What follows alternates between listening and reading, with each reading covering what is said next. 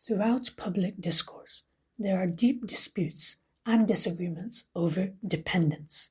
Which sectors of our modern nation states are dependent on what? Is the government dependent on bondholders and financing? Is the state dependent upon the people? Who makes up the cement of society? Wealth creators, wealth hoarders, or wealth takers? This is Mission Underground. Society is something we are all part of, and without which we would endure a descent into anarchy. It is the stakeholders that surround us. It is children, adults, workers, employers, and government. We are united by this concept, but also deeply divided over how it should be structured. Whilst now, our societies are geared towards the wider goals and objectives of the nation-state, the concept of the nation-state is entirely new and strangely crafted. Most of human history was dominated by small clusters, tribes, and communities which acted as a collective and found contentment and joy in the happiness of others. Modern societies have destroyed the ideal of the collective in favor of individualism. Capitalism has subsumed our mindset into its ideologies and teachings. Individual progress at the expense of collective advancement leads to fragmented and disjointed communities. Vast urban areas and dazzling megacities lack not in prosperity nor in opportunity, but in community and cohesion. The ideal of the nation-state also further detaches people from those around them in favor of broad goals and narrow-mindedness. You see the plastic patriotism enveloping our political agenda, and you realize the futility of national loyalty and patriotic duty.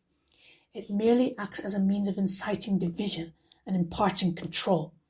However, it is vital and necessary nonetheless, and we must do everything we can to stand up for the values of diversity, honor, and integrity that we have fought for generations. We cannot succumb to the manipulative hijacking of our national identity. But you see how even the Labour Party has used it for its own means. The nation-state acted as a justification for increasing defence spending, profiting from the killing of human beings just to placate corporate lobbyists.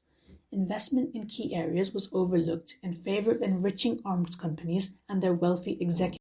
Then they ask us to pledge our loyalty and bemoan our reluctance to fight for our country.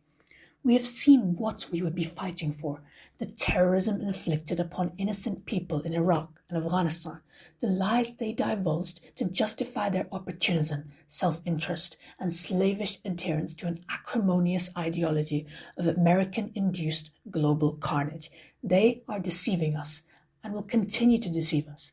They are swindling us and then pursing their lips in taut rejection of reasoned demands, justified by a lack of money.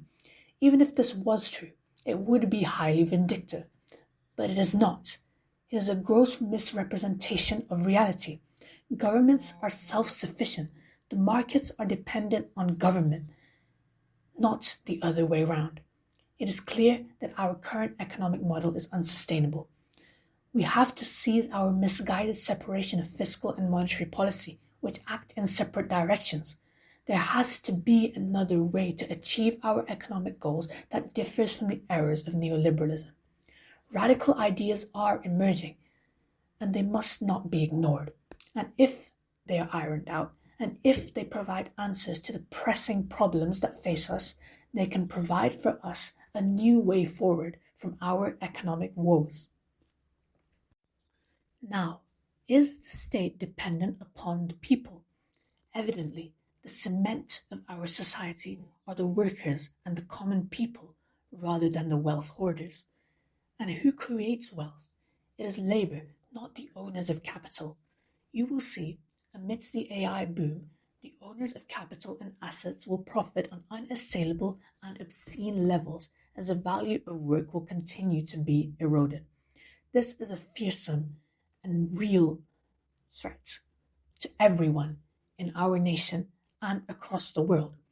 Before this happens, before the value of work is eroded beyond repair, we must redistribute wealth and rewire our state, rewire our tax system to favor ordinary people and penalize those who leech our society, who leech our economy, and maintain the unhealthy and unsustainable balance that continues and has continued to exist for generations.